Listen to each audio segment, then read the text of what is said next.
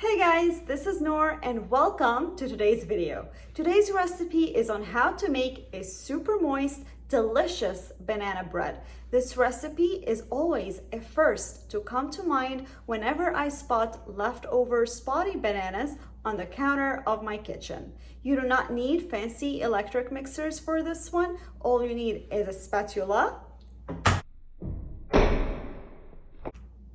and all ingredients are already there in your kitchen. No brown sugar, no milk, no cream. Without any further ado, let's get baking.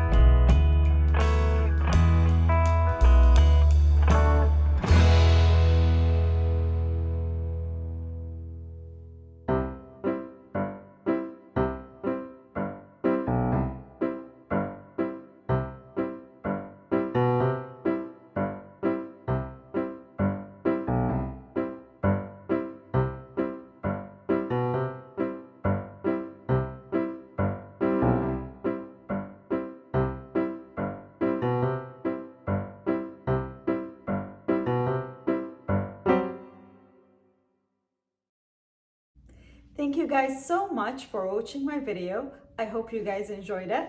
If you like my video, please give it thumbs up.